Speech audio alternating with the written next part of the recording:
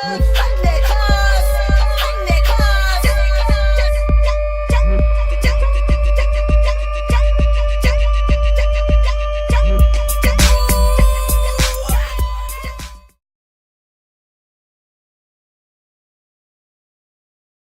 everyone, today we're going to be replacing the transmission bearings in my Jado 3.3. This is my telemetry project which I've been working with Boca bearings on.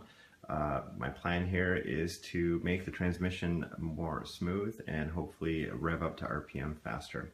So today we've got some bearings here.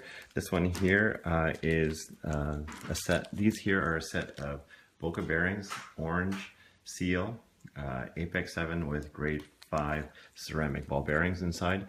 I've removed the seals in my previous videos. They're very easy to remove. I'm going to be cleaning them and re-oiling them with my high-speed oil from Boca, Lightning Lube high-speed oil. This will make them spin faster, get up to speed faster.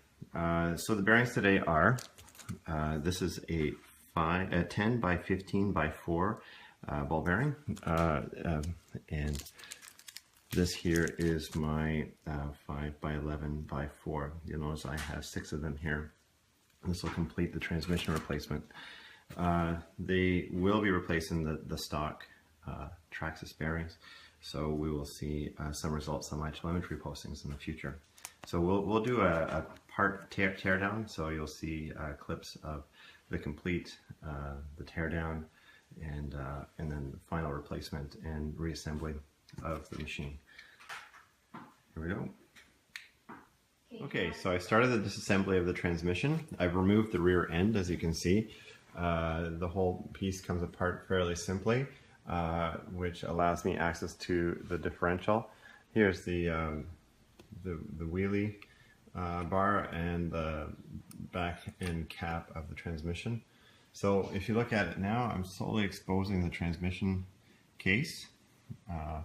So we're going to continue removal. Okay, so I've continued disassembly. I've removed the servo linkages here, the brake link and the throttle link.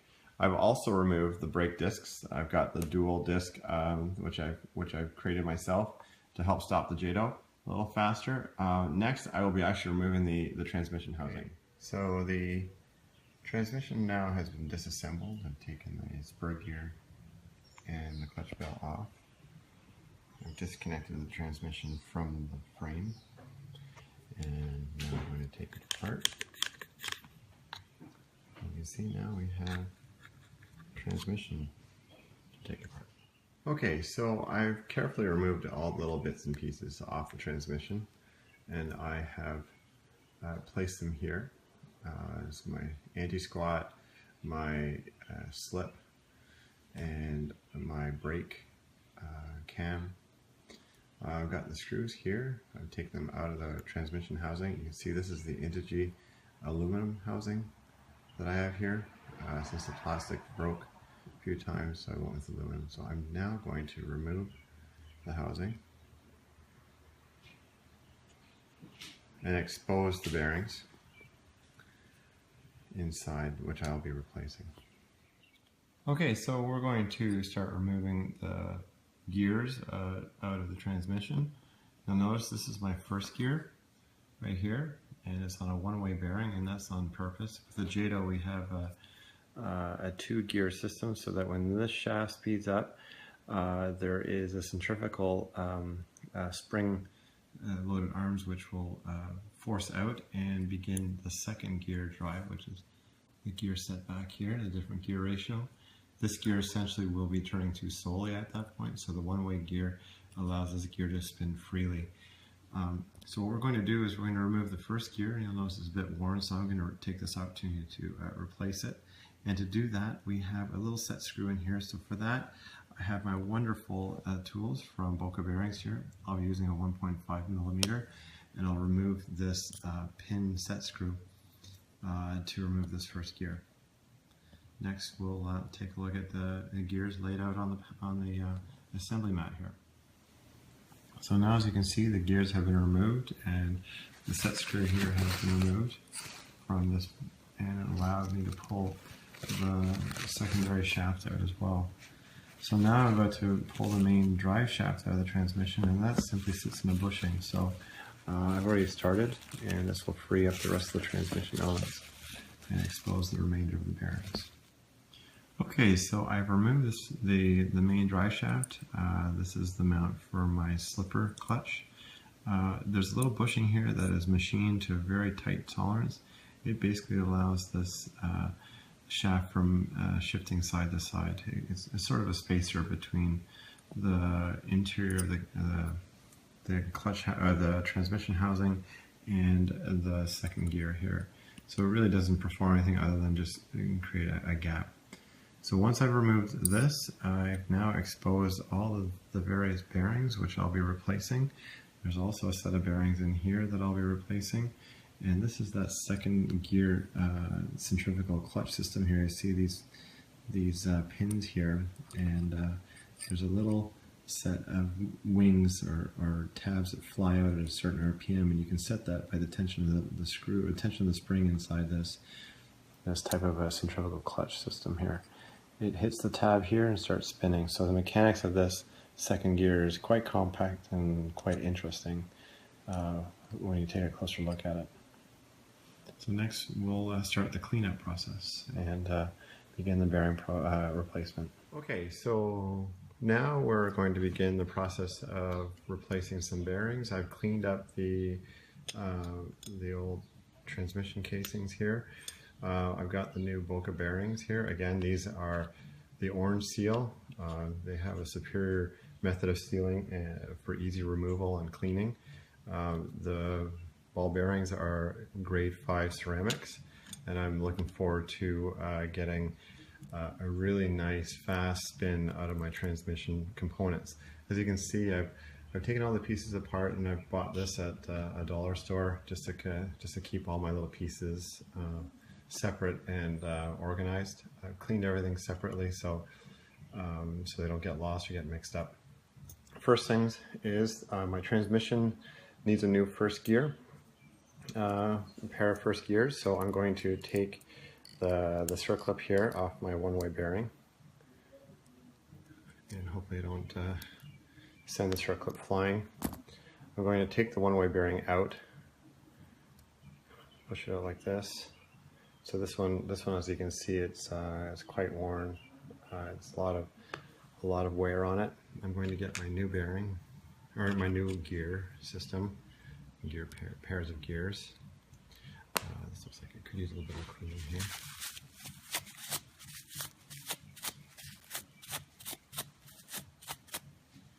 So once we have that in place, cleaned up, put it in place here. You can see we're just fitting it on the new gear.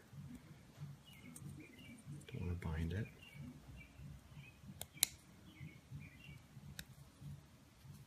So once I have that in place, I now put the circlip back in position. I just bought this tool at Harbor Freight for $5, so it's a nice little hobby grade tool.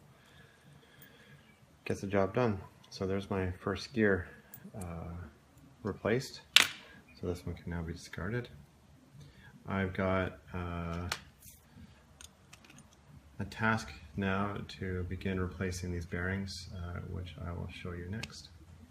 Okay, so now we're going to begin the replacement of the bearings in the transmission housing. You might be wondering how I remove the bearings from a blind hole, such as the center shaft here and the secondary shaft. What I do is I use the axle and I place it in, and I just gently rotate it just so that it has the ability to move ever so slightly, and I'm just slowly moving it up, and eventually it works out of the blind hole. So that's the one. These ones are pretty simple. You just place this stepped shaft. This is the one with the one-way bearing on it. I just give it a light tap with a plastic handle, and the other bearing comes out. So the bearings are out. It makes it especially interesting with aluminum housing because the tight tolerances makes for such a good fit.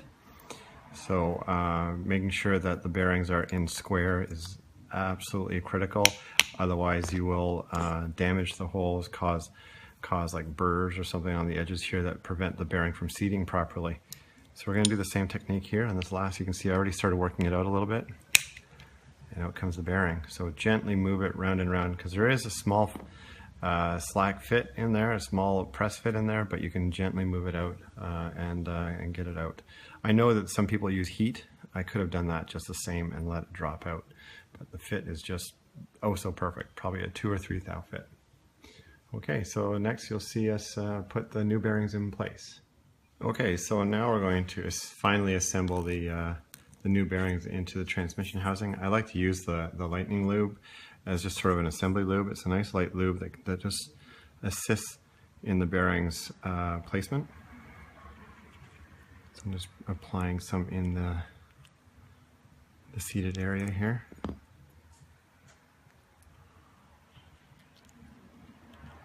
You don't want to dry fit a bearing. It's not good. Okay, so I'm using the shaft again that I was showing you earlier. I'm just going to line it up and place it in, making sure that it's perpendicular and is not binding in any way. So these bearings have been cleaned, and so that's the first one.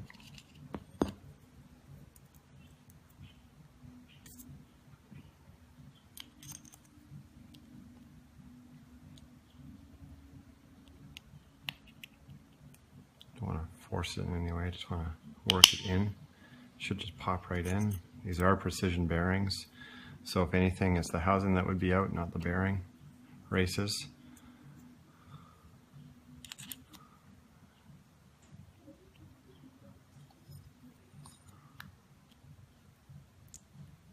Again, the same could be accomplished with a little more ease using heat, but the precision fit here is so good. Like I said, it's probably a 3 to 4 thou fit, not a 2 to 3 like I said earlier. It's probably a 3 to 4 fit. There is a little bit of play, but it's very, very minimal. So there's my 4 bearings. The last bearing, or one of the last bearings, are the second gear bearings. Again, this is going into plastic, so I'm not too concerned about using assembly oil, or in this case, the Boca lightning oil. I really like the oil. It's a nice light lube. The bearings fit beautifully. And this bearing, this is the inner bearing. I'm going to use a dental pick to get this one out. Should be relatively simple, just as long as I pick it up from both sides evenly. Not too worried about the races here being scratched. This is the old bearing. And now I got a hook. I'm hooked under it now. Work it out here a little bit. There we go. So that bearing fit really well. Just gonna give it a quick wipe and make sure there's no debris in there. Judging by the nature of this fit, I am going to add a little bit of lightning oil in here, just as an assembly lube. Love that dispenser. Okay, so now I'm just going to throw this one in here.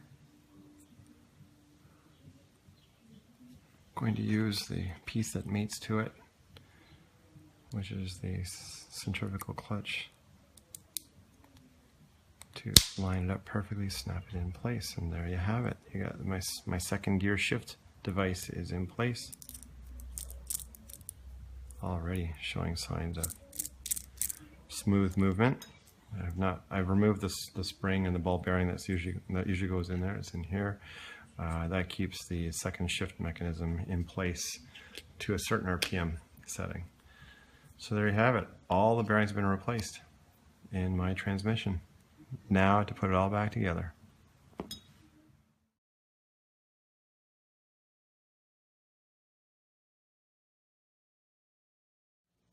Okay, the transmission bearings have been replaced.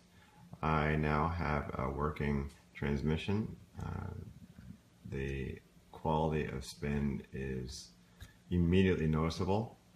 So you'll notice that I have got a locking nut on my slipper clutch. It's moved and set to 3/4 of a turn.